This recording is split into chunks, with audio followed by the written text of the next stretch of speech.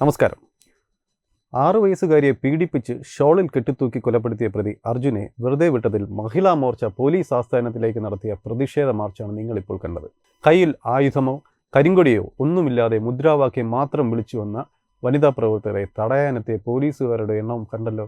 മുടിക്ക് കുത്തിപ്പിടിച്ചും വലിച്ചിഴച്ചുമാണ് പോലീസിന്റെ പരാക്രമം. പിന്നീട് റോഡിലൂടെ വലിച്ചിഴച്ച് പോലീസ് വാഹനത്തിൽ കയറ്റുകയും ചെയ്തു.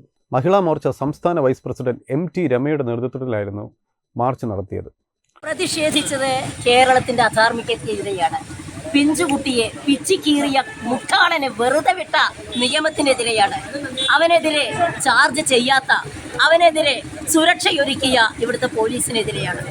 പക്ഷേ ആ പ്രതിഷേധിക്കുന്ന അമ്മമാരുടെ മനസ്സ് കാണാതെ ഈ റോട്ടില് പ്രതിഷേധിച്ച ഏതാണ്ട് 20ഓളം പേരെ വലിച്ചിഴച്ച് ക്രൂരമായി കൈകാര്യം ചെയ്ത് ഇവിടുത്തെ പോലീസ് ഇപ്പോൾ കൊണ്ടുപോയിരിക്കുകയാണ്, അറസ്റ്റ് ചെയ്തിട്ട്. എന്ത് പറയണം ഞങ്ങൾ കേരളത്തിനോട്? എന്ത് പറയണം മുഖ്യമന്ത്രി? നിങ്ങൾക്കൊന്നും പറയാനില്ലേ? അമ്മമാരുടെ പ്രതിഷേധത്തിന്റെ കണ്ണുനീര് പോലും കാണാൻ പറ്റാത്ത, അമ്മമാരുടെ വിങ്ങുന്ന ഹൃദയം കാണാൻ കഴിയാത്ത മുട്ടാളനായും ഇവിടുത്തെ കേരള മുഖ്യമന്ത്രി മാറി, DGP മാറി എന്നതിൽ ഞങ്ങൾക്ക് വിഷമമുണ്ട്. ഞങ്ങൾ പ്രതിഷേധം തുടരുക തന്നെ ചെയ്യും. ഇത് അമ്മമാരുടെ വാക്ക്. ഓരോ അമ്മമാരുടെയും പ്രതിഷേധമാണിത്.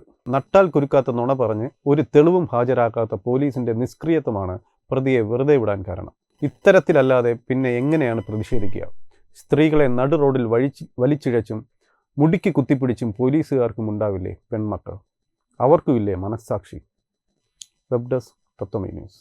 By Diganta resort, Ahmedabad, Gujarat.